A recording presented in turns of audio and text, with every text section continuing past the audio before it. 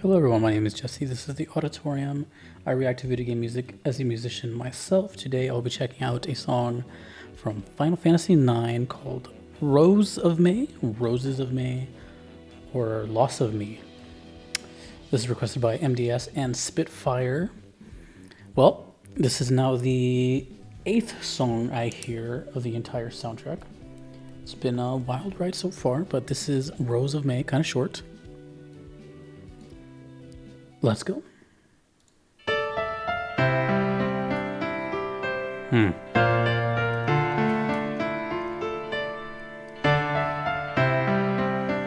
First time I hear piano, or acoustic grand piano.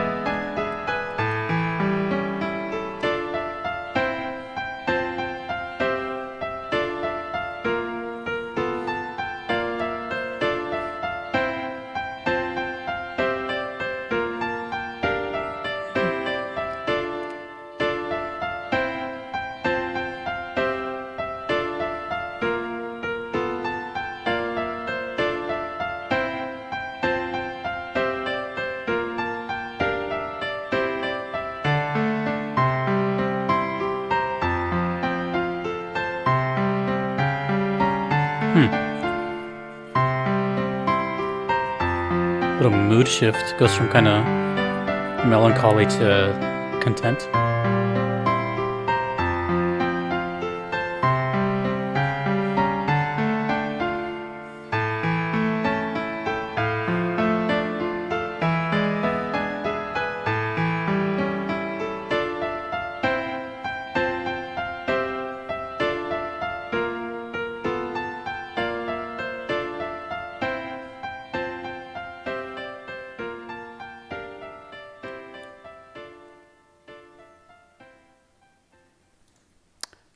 I'm gonna hear it again.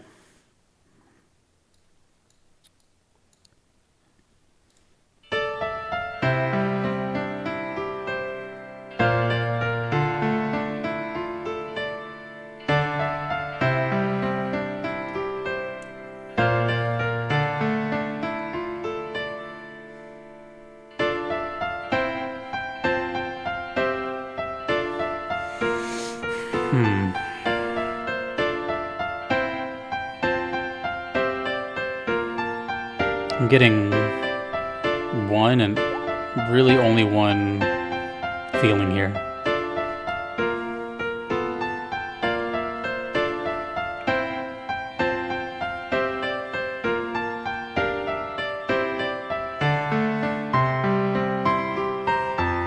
I like these kind of songs where you can really hear both hands of the piano.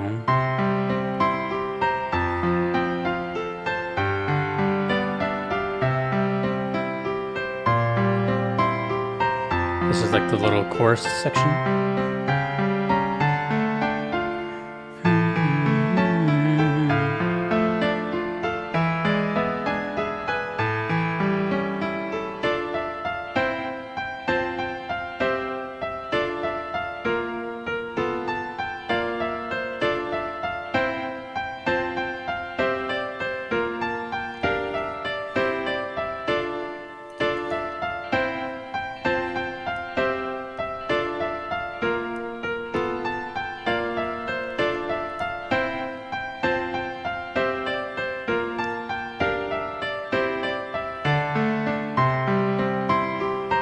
And then it gets brighter again.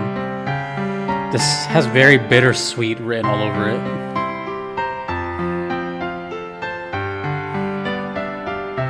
Very bittersweet.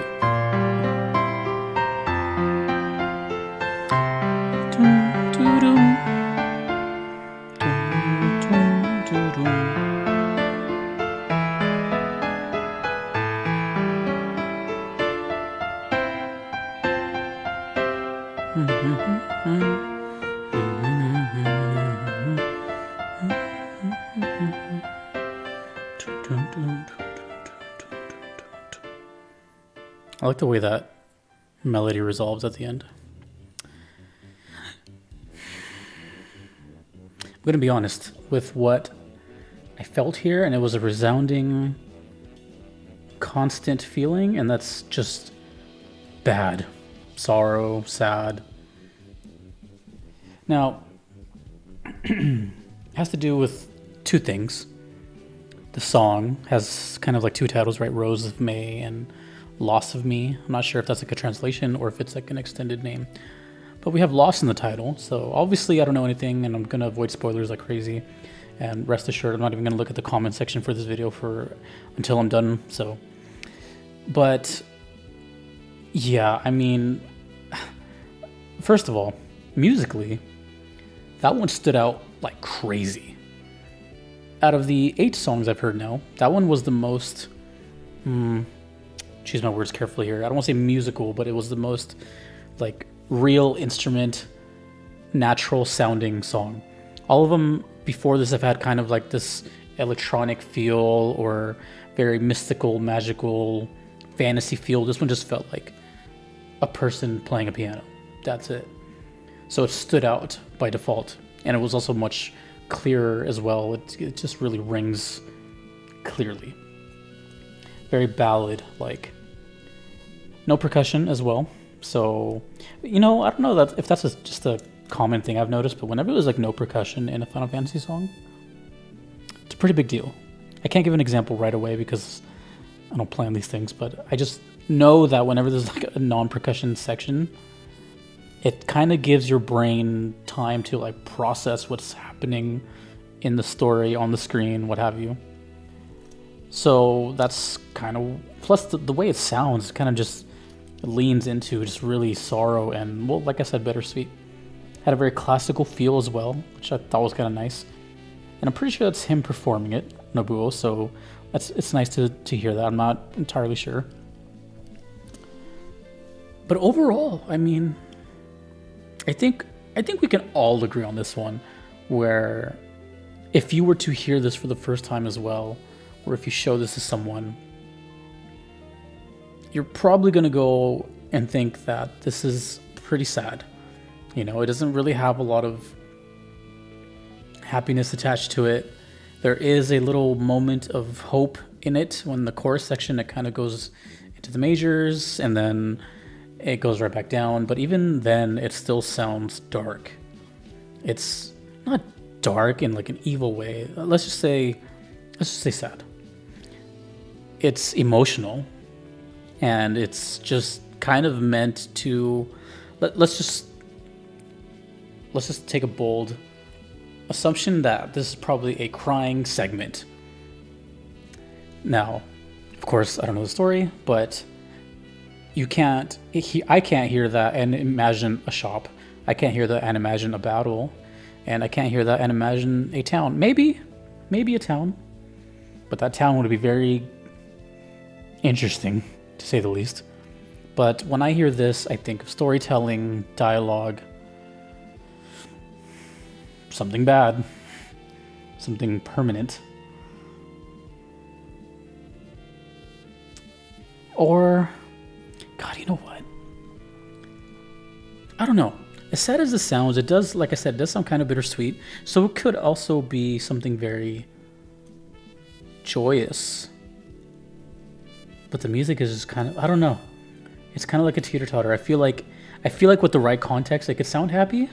Like I'm trying to imagine hearing this while looking at like a picture of like a sunflower or something, and just something really, I don't know why that came to mind, but just something really happy, and just try to like, you know, glue those together. But I just don't see that. Also, kind of, I don't know. What I do know is that 8 songs in, each song has sounded vastly different from the last. I've heard just about every genre so far, which is crazy. I've had quite a bit of moods already. I've done nothing but hear Final Fantasy music today. Final Fantasy 9 music today.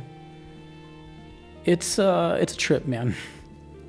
But I feel like this one is clearly one to kind of tug on your heartstrings quite a bit. And I get nothing else from that. You can tell me, but I'm not going to read it for about a month. But I just get gloom and, well, loss. But I don't want to theory craft too much because I don't want to, I'm going to go into this totally fresh in a couple hours when I start playing it. So,